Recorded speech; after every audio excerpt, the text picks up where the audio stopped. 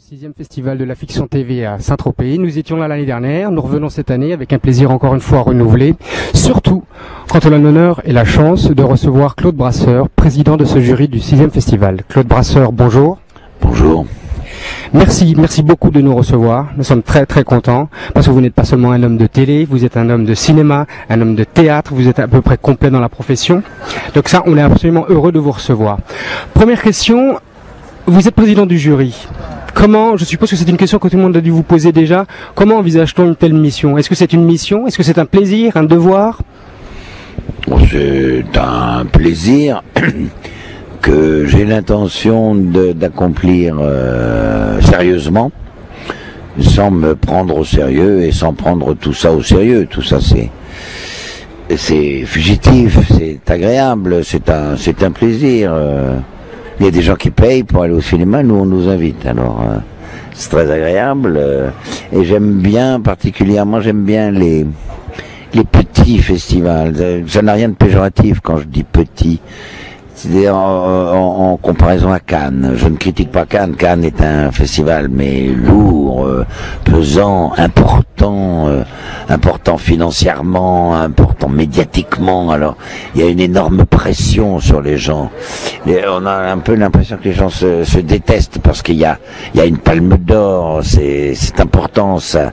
Une prix d'interprétation à Cannes, c'est important pour un acteur. Bon, mais dans les petits festivals, tout ça existe aussi, mais c'est beaucoup plus léger, quoi. Bon, bien sûr qu'on va donner des prix, mais enfin c'est moins important, donc il y a moins d'agressivité. Qu'est-ce que vous voulez de mieux? Comment ne pas dire que c'est du plaisir quand on va délibérer avec mon jury autour d'un pastis Place des Lys, au milieu des joueurs de boules. C'est vachement sympa tout ça, c'est agréable. Et puis dans ces petits festivals, on rencontre des gens qu'on connaît, avec qui on a travaillé, des gens avec qui on n'a pas travaillé, avec qui on aimerait bien, et puis, ah bah tiens, si on se retrouvait, j'aimerais bien qu'on travaille ensemble, patati patata. Bon, c'est sympathique, quoi. C'est comme ça qu'il faut prendre ce métier. D'ailleurs, quand je dis ce métier, c'est pas un métier, vous savez, depuis le temps que je fais ça, je n'ai jamais eu l'impression de travailler. Moi, je travaille pas, moi, j'ai jamais travaillé de ma vie. Et je m'amuse. Et en même temps, ça me permet de nourrir ma famille. Alors, c'est le plus grand luxe du monde. Je crois que c'est comme ça qu'il faut prendre cette occupation, hein. Sans parler, Monsieur Brasseur, de la mission pour laquelle vous êtes ici, au fond, c'est décerner un prix, on peut dire que c'était une mission, sans parler de cette... Il y en a plein. Il y en a plus d'un, mais il y en a plein. Mais sans parler de cette mission, en tant qu'acteur, est-ce que c'est important de regarder, de visionner des films? Vous-même, avec votre expérience, votre carrière, est-ce que vous avez la sensation, c'est juste une question, la réponse est peut-être non, est-ce que vous avez la sensation de pouvoir encore apprendre des choses en regardant des films? J'ai la sensation, beaucoup plus que la sensation, j'ai la certitude d'avoir beaucoup de choses à apprendre. D'ailleurs, le jour où on a la sensation qu'on n'a plus rien à apprendre, on est mort. En matière d'actorat aussi? Évidemment, dans tous les domaines, oui. Mais c'est pas en regardant des films. Alors, en regardant des films, j'apprends rien du tout. D'abord, je n'y vais pas pour apprendre quelque chose. Quand je vais au cinéma, j'y vais pour ressentir quelque chose. J'ai horreur des gens qui jugent l'art, la création artistique, que ce soit la poésie, la musique ou la peinture, d'une façon intellectuelle. La seule façon de juger l'art, c'est émotionnellement. Si on ressent quelque chose, si on est ému, si on a peur, si on rigole, si on s'emmerde, si on est ébloui, je sais pas moi. Là oui, ça va. Mais essayez de savoir le pourquoi, quoi. Vous savez, quand je vais regarder une toile de Van Gogh, je me dis, ah oui, alors là il y a du bleu, pourquoi est-ce qu'il a mis du rouge à côté? Je vais me poser la question, à mon avis, s'il a mis du rouge, c'est parce qu'il devait... J'en ai rien à foutre, je ressens quelque chose devant ce tableau. Alors pour en revenir au travail de l'acteur, je vois un acteur sur scène, j'essaye pas de savoir qui il est, quoi, qu'est-ce. Il me fait rire, bravo, et il m'émeut, il me fait peur, il m'inquiète, et il m'attendrit, j'ai envie de le prendre bravo, c'est tout. Et là, il a réussi. Il y a pas à chercher. J'ai l'impression que les critiques souvent se prennent beaucoup plus au sérieux que les auteurs ou que les acteurs eux-mêmes, quoi. Et il faut y aller pour prendre son plaisir, pas pour critiquer. Alors des fois c'est raté, hein. Des fois je vais voir un film, une pièce, puis je m'emmerde. Ah, bon, c'est pas bien, vous avez raté votre truc. Est-ce qu'on peut parler un petit peu, Monsieur Brasseur, de votre formation? On sait tout ce que vous avez fait, on sait un peu moins sur votre formation. Oh, parce que j'ai une formation, c'est qu'à de le dire, très classique, je veux pas dire conventionnelle, je dirais traditionnelle. J'ai travaillé avec des professeurs, puis je suis rentré au conservatoire. Je crois qu'à l'époque, le conservatoire était plus intéressant que maintenant. Je suis pas sûr que le conservatoire, il y avait des professeurs extraordinaires, Henri Roland, Dussane, Simon, Girard, Meyer. C'était des pointures. Et puis ce qu'il y avait d'intéressant, et ce qu'il y a d'intéressant dans la formation, c'est que ça, je dois ça à mon père ainsi qu'à ma mère, c'est la culture, la culture générale, de lire, pas simplement survoler les textes, quoi. Il est très important quand on a une pièce à jouer de savoir quand l'auteur l'a écrit, dans quel que ce soit du XVIIe, que ce soit Molière ou un auteur moderne, peu importe. Il est important de connaître l'environnement. Oui, de savoir à quelle époque il l'a écrit, dans quel contexte social, dans quel contexte politique. Est-ce que c'était pendant une guerre? Est-ce que c'était avant la guerre? Est-ce que c'était après une guerre? Est-ce que le pays était très riche à cette époque-là? Après de connaître aussi lui, dans quel état il était, est-ce que c'était un homme riche, pauvre, est-ce qu'il était heureux, est-ce qu'il venait d'être cocu? C'est important et une fois qu'on sait tout ça, je pense que l'interprétation vient beaucoup plus facilement.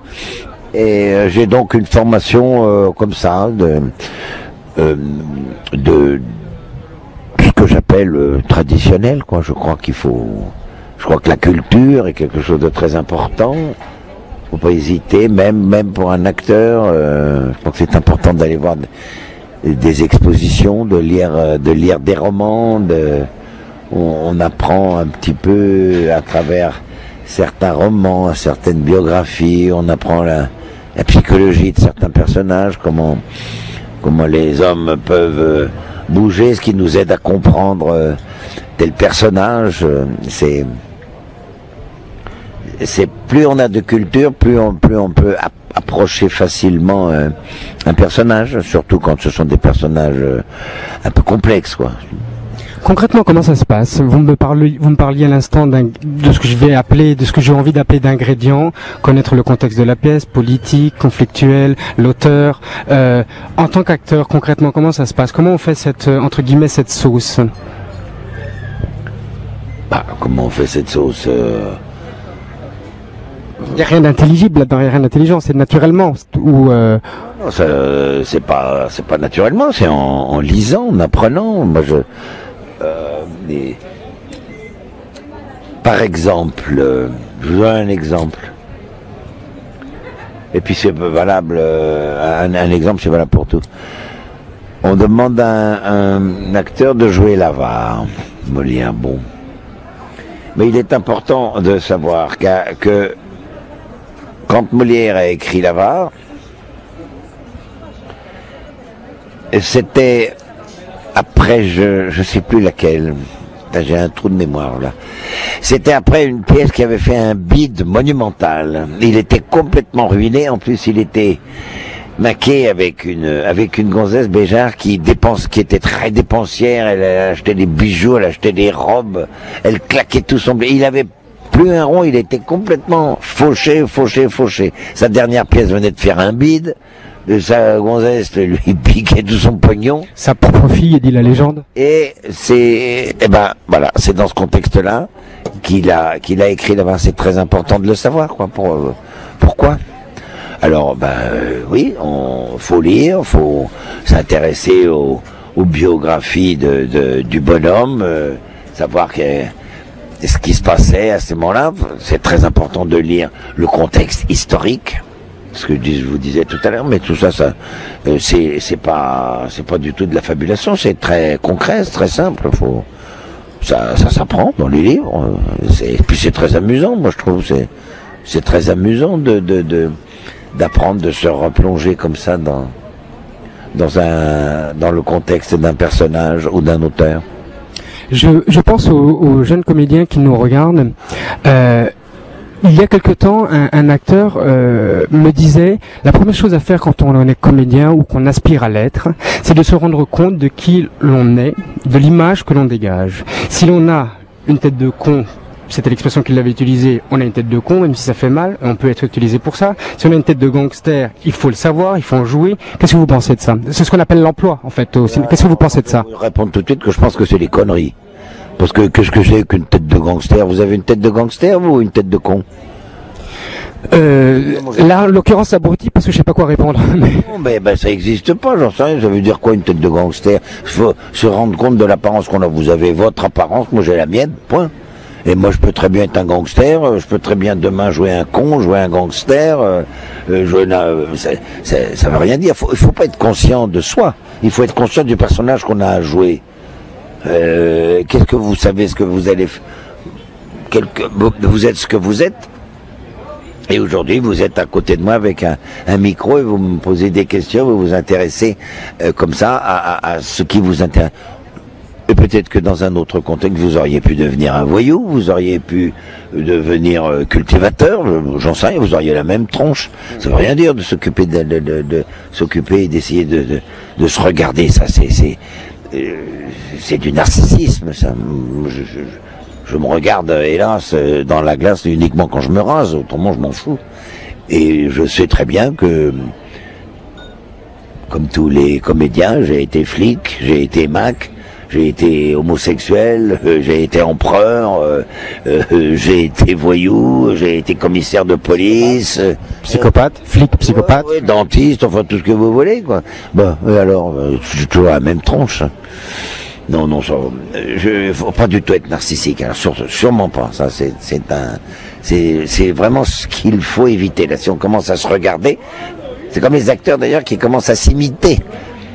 Quand un acteur a du succès, parfois, alors il leur met une couche et il leur met une, puis finalement il est toujours pareil. Faire attention, ça faut oublier. C'est pour ça que moi je m'occupe pas du passé. J'ai joué des tas de trucs et ce qui m'intéresse c'est ce que je vais jouer demain. Et je ne pourrai pas le jouer comme j'ai joué le dernier film. Je m'occupe pas de moi. Je veux dire par là, je m'occupe pas de moi. Si, il faut avoir une vraie discipline soi-même, c'est très important. Tout comme il faut avoir une discipline intellectuelle, il faut avoir une discipline physique, oui. Oui, il faut être en forme pour jouer tous les soirs au théâtre. J'ai eu la chance de jouer plusieurs fois des gros succès. Vous savez, quand on joue une pièce 600 fois, et ça m'est arrivé plusieurs fois, donc je ne me plains pas, mais croyez-moi, il faut être en forme. Hein. Tous les soirs, dans le même lieu, avec les mêmes copains, essayer de réinventer une pièce qu'on a jouée 500 fois, 550, 600. Ça prend la tête, ça prend un peu de partout, hein. C'est fatigant, mais tant mieux d'ailleurs. Gagner une médaille olympique aussi, hein, c'est 4 ans de travail et puis une épreuve et puis les mecs qui sortent de là sont fourbus. Moi j'avoue que oui, même quand ce ne sont pas des rôles extravagants, je perds 1 kilo, 1,5 kg par représentation. Ouais, c'est fatigant. Mais c'est bien, c'est agréable, quoi. C'est comme ça qu'il faut faire. J'ai 2 dernières petites questions parce que je sais que vous avez un emploi du temps chargé. Donc l'avant-dernière question, c'est toujours par rapport aux jeunes comédiens. Si vous aviez un conseil à donner à tous ces gens, soit qui débutent, soit qui sont déjà dans le métier, quel serait-il? Si vous aviez un conseil. D'abord, je ne me permettrai pas de donner des conseils. Je peux simplement recommander une chose à ceux qui vont le faire et à ceux qui le font. Il faut qu'ils soient sûrs, et ce n'est qu'une question qu'ils doivent se poser à eux-mêmes. Il faut qu'ils soient sûrs d'aimer ça. Et c'est-à-dire prêts à prendre tous les risques que ça représente. Je sais pas, c'est un métier à haut risque. Hein. Quelle que soit la situation, avant qu'on commence ou pendant qu'on y est, d'un seul coup, du jour au lendemain, le téléphone peut cesser de sonner. Il faut s'attendre à ce qu'on ne vous propose pas des rôles passionnants. Il faut vraiment être sûr d'aimer ça. Il faut être sûr d'avoir envie de s'exprimer à travers ce métier. De ne pas se laisser avoir par les lauriers et les lumières qui tournent autour de la gloire et du succès? Non, ça, bien entendu, quoi. Trop souvent, je rencontre des jeunes comédiens. En leur parlant comme ça, je me rends compte d'une chose qui me fait de la peine. Ils n'ont pas envie d'être comédiens. Ils ont envie d'être des vedettes. Il faut pas penser à ça. Je le souhaite à tous les jeunes gens qui commencent ce métier. Je le souhaite à tout le monde. C'est agréable d'entamer une carrière aussi risquée que ça et puis de voir que bon, on y réussit un petit peu. Mais faut pas penser à ça, quoi.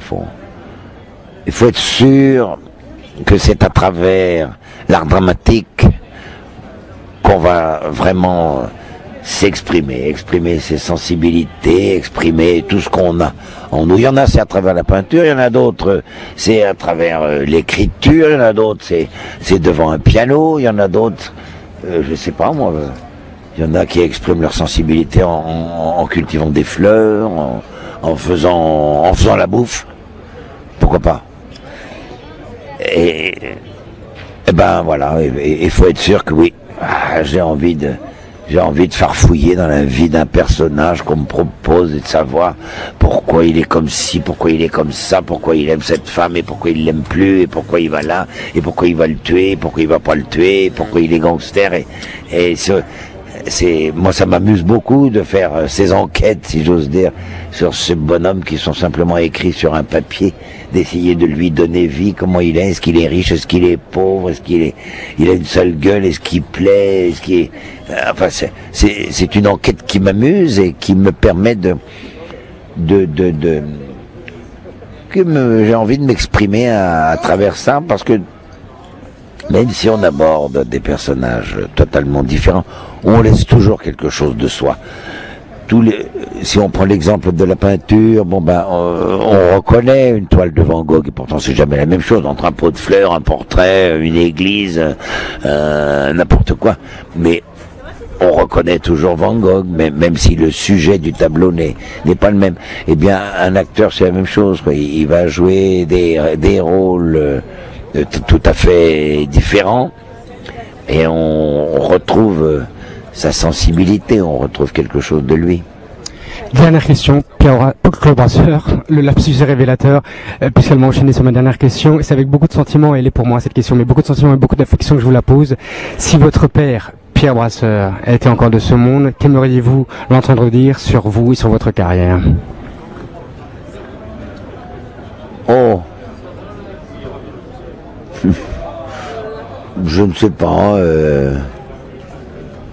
Vous savez, ce qu'il y a de plus important avec les gens qu'on aime, qu'on respecte, c'est ceux avec qui on n'a pas besoin de dire quoi que ce soit, quoi. Alors, s'il était de ce monde, comme vous dites, moi j'aimerais qu'il soit assis là et puis on n'aurait pas besoin de parler, quoi. Voilà. On boirait un petit coup de rouge peut-être, puis voilà, quoi. Mais on n'aura pas besoin de... Non, je pense pas. Moi je ne suis pas prétentieux, j'ai pas la grosse tête, mais je le dis avec autant de simplicité, je vais pas à rougir de ma carrière. Et je pense que il n'aurait pas à en rougir, et voilà quoi. Je serais assis là, puis voilà. Claude Brasseur, merci beaucoup. Ce sera le mot de la fin. Merci beaucoup de nous avoir reçus.